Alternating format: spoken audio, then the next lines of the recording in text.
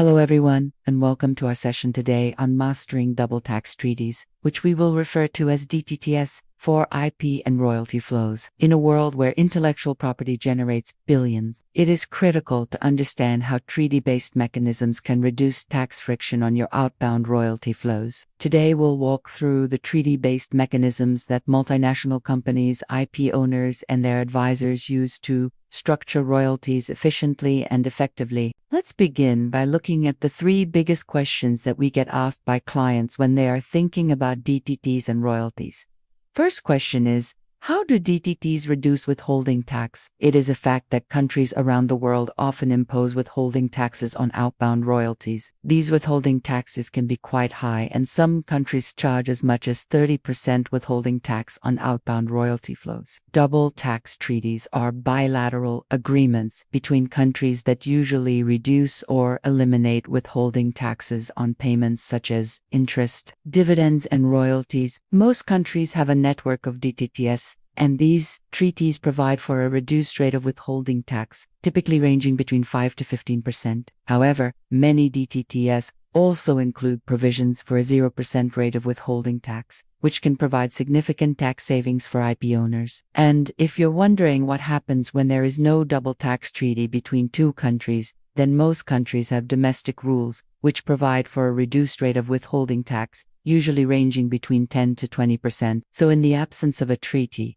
these rules apply. Let's look at a practical example. Assume a U.S. company is paying royalties to its Irish subsidiary for the use of patents and trademarks owned by the Irish company. The royalties are in respect of sales made by the U.S. company of products covered by those patents and trade. The U.S. company needs to withhold and pay over to the IRS 30% of the royalties it pays to its Irish subsidiary unless a double tax treaty exists between the U.S. and Ireland that provides for a lower rate of withholding tax. So, in this example, the U.S.-Ireland Double Tax Treaty provides that royalties are taxable in the recipient country, and therefore no withholding tax is required to be deducted by the U.S. company. Now let's look at another example. A UK company is paying royalties to its German subsidiary for the use of a patent owned by the German company. The patent relates to a product sold by the UK company. The UK company must withhold and pay over to the UK tax authorities 20% of the royalties it pays to its German subsidiary. This is the default UK withholding tax rate unless a double tax treaty exists between the UK and Germany that provides for a lower rate of withholding tax. In this example,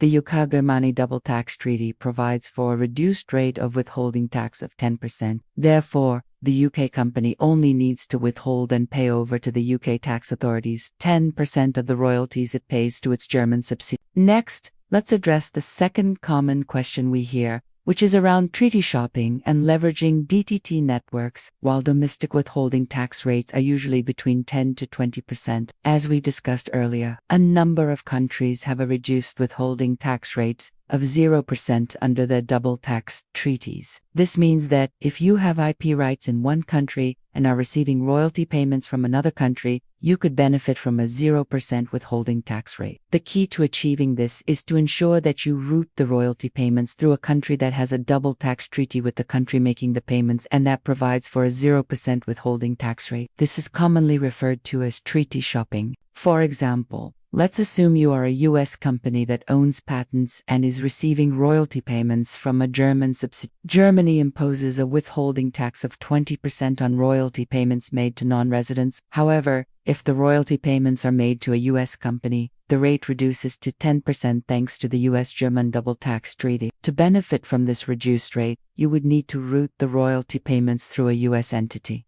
This is where treaty shopping comes in. Instead of having the German subsidiary pay royalties directly to the U.S. company, it can make the payments to an Irish company which has a double tax treaty with both Germany and the U.S. The Irish subsidiary would then pass on the royalty payments to the U.S. company. By doing so, the German subsidiary can benefit from the reduced withholding tax rate of 10% provided by the U.S.-Ireland Double Tax Treaty. Some popular treaty shopping hubs include the Netherlands, Ireland, Singapore, Luxembourg, and the UAE.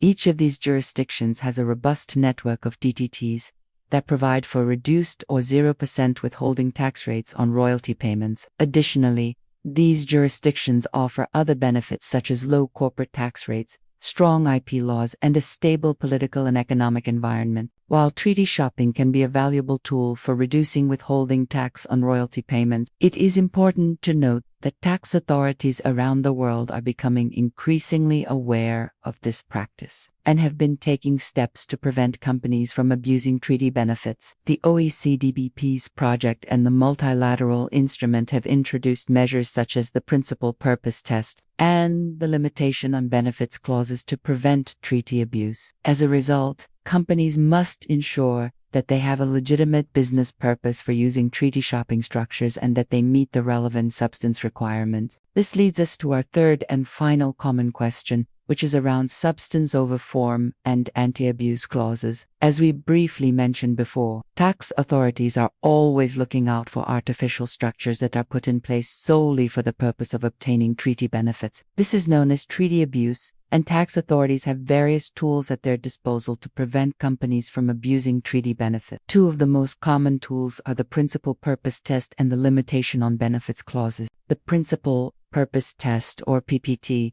looks at the main reason why a company has entered into a particular arrangement. If the main purpose of the arrangement is to obtain treaty benefits, then the treaty benefits may be denied. The PPT is applied in a number of double tax treaties, and it is also included in the OECD Model Tax Convention. The PPT is applied by looking at all the facts and circumstances of a case and determining the taxpayer's dominant or main purpose in entering into the transaction. Another tool used to prevent treaty abuse is the Limitation on Benefits, or LOB clause. The LOB clause limits the benefits of a double tax treaty to certain types of residents of the treaty countries. For example, an LOB clause may limit the benefits of a treaty to residents that are entitled to the benefits of the treaty in their own right, or to residents that have a sufficient connection with the treaty country. If a company does not meet the requirements of the LOB clause, then the treaty benefits may be denied. These tools are designed to ensure that double tax treaties are not abused, and that the benefits of the treaties are limited to those who are entitled to them. Companies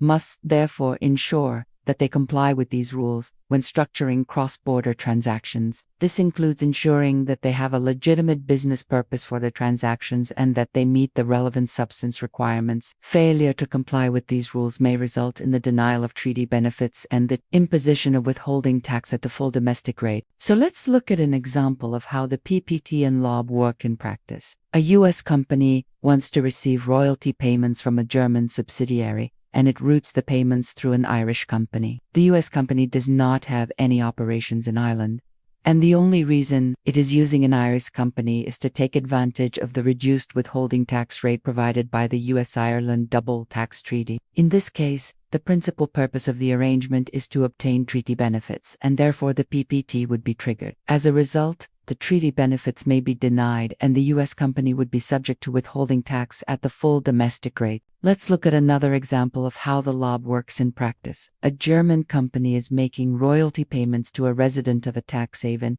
and the payments are subject to a withholding tax rate of 10% under the relevant double tax treaty. The German tax authorities become suspicious that the resident of the tax haven is not entitled to the benefits of the treaty, and they apply the Limitation on Benefits clause. The LOB restricts the benefits of the treaty to residents that are entitled to the benefits of the treaty in their own right. Since the resident of the tax haven does not have any operations in Germany and is not entitled to the benefits of the treaty in their own right, the German tax authorities may deny the benefits of the treaty and impose withholding tax at the full domestic rate. As you can see, these tools are designed to prevent companies from abusing treaty benefits and ensure that the benefits of treaties are limited to those who are entitled to them. Now, let's look at an example of how a company might use a treaty shopping hub to reduce withholding tax on royalty payments while still complying with the anti-abuse rules. We'll use the Netherlands as an example, but other treaty shopping hubs can be used as well. Assume you have a U.S. company that owns patents